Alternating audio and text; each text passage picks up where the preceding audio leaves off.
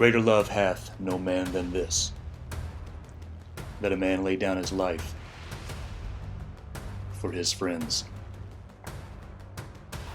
And even though these words were etched into the scrolls of antiquity, like all eternal truths, they have withstood the test of time. For we know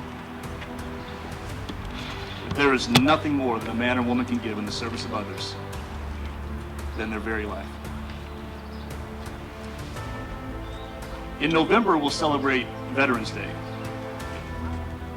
a moment whereby we acknowledge that all who wore the uniform gave some.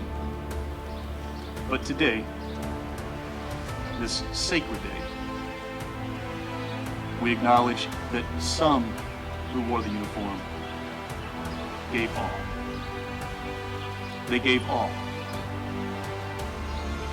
Not for money, not for status, not for likes, not for clicks, not for a bigger house, a better phone, a nicer watch, a newer car. They gave all in the service of a calling that was bigger than themselves. Reasonable people, responsible citizens should engage in healthy debate as to when and where and why and under what circumstances we as a nation commit our young men and women, our best, into harm's way. All the while remaining mindful that such debate is made possible in a society whose liberty of free discourse is underwritten by the sacrifice of those same soldiers.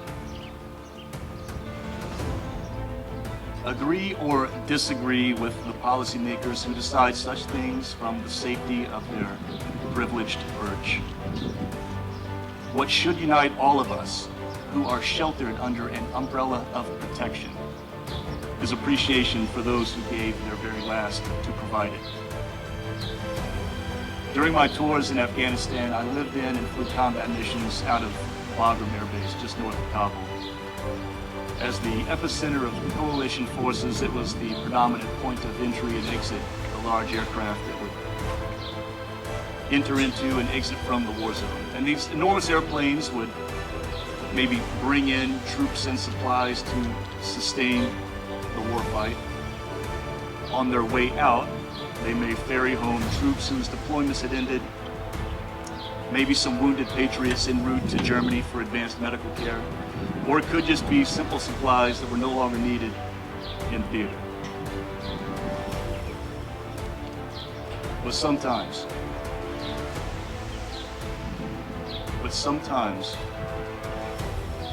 what they departed with was considerably more precious. Word might be passed that at 0530, all available personnel on the installation were to be lined up on the main road that cut down the middle of the base, on the flight line where all the aircraft were parked, on the tarmac going out where a single C-17 aircraft was waiting with its back ramp down, a collection of soldiers standing by. And in the still quiet of that early morning, the soft glow of the Afghan sunrise began to breathe some color and warmth into the gray mountains that encircled the base. And in that approaching light, you could see the line of soldiers, sailors, Coast Guardsmen, airmen, and Marines that lead from you out to the back of the aircraft and lead from you back to an unfortunate point of origin where dedicated and patriotic professionals had been tasked with the impossibly difficult responsibility of preparing a young man for his final flight home. Looking in that direction, you see a small procession of slow-moving tactical vehicles. And as they make their way down that line, each man and woman that they pass, in unscripted but solemn sequence, comes to attention and renders a salute to their fallen comrade. And as that Humvee carrying the casket of that American taken way too soon passes you by. You stand at attention, you present your salute. The same salute, the same motion you've exercised 1,000 times, but on this morning, one that seems weighed down by a gravity that is all too uncommon. That procession continues on and makes its way out to the C-17, where young men and young women delicately convey the remains of a young man residing in a casket draped in the glory of our nation's flag. Their march from the Humvee to the aircraft is heavy but short. The grief that awaits his family is heavy and long. Shortly thereafter, the plane departs, and with a little time,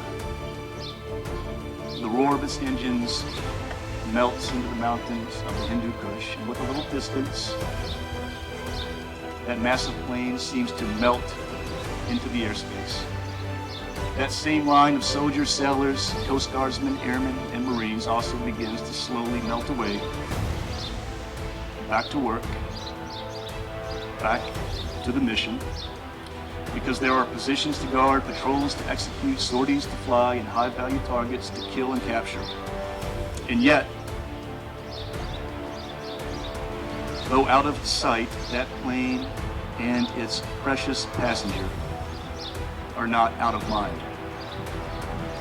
Sometime later, a plane would land in Dover, Delaware, where an honor guard would greet the remains of that fallen comrade. He would be taken to his hometown. A memorial service would follow, as would a funeral and a burial. The American flag that draped his casket would be presented to perhaps his wife, or, as is often the case, maybe to his mother. His tour is over. His fate is sealed. His duty is done.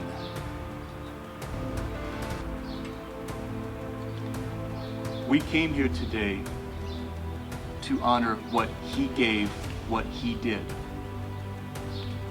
But when we leave here today, we are challenged to consider what we will give, what we will do. We are forever obligated to pay homage to the sacrificial deeds of yesterday, but we bring honor to those same sacrifices when we fully embrace the promise of tomorrow. Much better men and women than me have laid down their very lives to secure for us and our posterity the promise of liberty. With that freedom, what use will you make of the time and the talent God gave you? With that freedom, what greater good will you serve? What higher purpose will you pursue? What lives will we lead that justify the ultimate sacrifice made on our behalf by a young man we have never met?